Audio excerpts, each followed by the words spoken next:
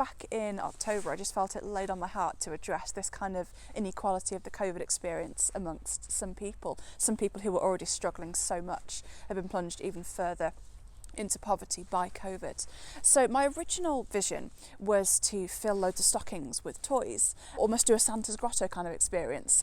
But then I had a chat to the manager at Denbigh Homestart, and she said, look, to be honest, people buy gifts for their kids at Christmas. We're Western consumerism, it's not a problem.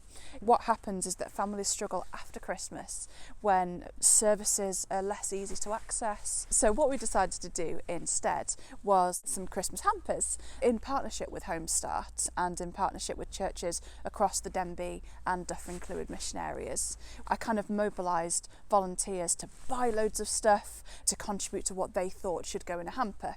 What we eventually put in the hampers was about a week's supply of food, various things like pasta, tin sauces, soup, cereal, just the essentials really. And then we put in toys for the children, we put in colouring books, pens, we put in some Body Shop toiletries as a bit of a treat. We put in hairdressers vouchers so that they could treat themselves in the new year, hopefully COVID permitting. And we did co-op vouchers so they can buy electricity and extra food, things like that. And we just really wanted to give them a bit of a treat. We wanted it to be that when you open the hampers, you saw all this lovely red packing paper and all this lovely stuff came out of it. And we wanted them to feel special, not you're a vulnerable family, here's some second-hand clothes for you. We wanted it to feel like they were being given a present. Something else that we did was we got young people from across the Denbigh and Dyffryn Clwyd mission areas to write Christmas cards, and each Christmas card to every family had our kind of Christian hope and the gospel message in it. So I really hope that's had a big impact on families. In terms of the relationship with Homestart, I think it can only get better, and I'm really, really excited about what we could do in the future. For example, Easter hampers or kind of support throughout the year, fundraising, that sort of thing with the churches.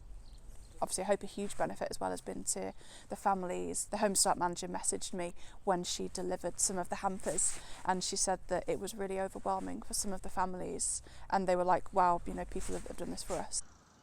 I think it's had a massive impact on me in terms of I'd never done anything like this before, so it's a really, really steep learning curve. There were loads of things that I could have done better, but there were loads of things that went incredibly well. In my role as a youth and children's chaplain in these two mission areas, it just encouraged me to see how much people want to help and how much people have a heart for social justice. That's really inspired me to see what else we can do in these areas to engage people in mission and to reach people that perhaps wouldn't necessarily come through our doors or to our Zoom services during this time. So I'm really excited about that. In terms of the volunteers, I think everyone felt really inspired by having something practical to engage with. I think that's really wonderful.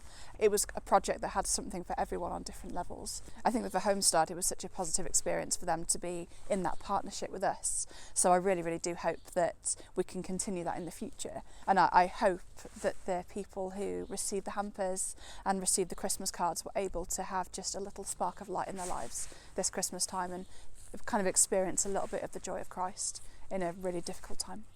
Yes, things I would do differently. The hampers eventually weighed in at about 20 kilos. I think I would like to try and find a way to slimline them a little bit to make them easier to carry. I would also have liked to do a bit of an assembly line. I'd have liked to physically gather people so that there was able to be a community feel as we packed the boxes. I think something else that I would have liked to do, given more time, we had that kind of 10-day delivery period, but given more time, I would have really loved to publicise it more widely within the mission areas so that even more people had the opportunity to get involved. I would say pray about it and think about what's on your heart, what makes you tick, what do you feel is unfair, and how can you fill that gap? How can you work with God and work with your church to fill that gap? Don't be afraid to let your vision evolve. It doesn't have to be straitjacketed. The more you consult with people and the more that you work with other people, your vision will evolve, and that's okay, and it will become something that's even better than anything you could have thought of in the first place.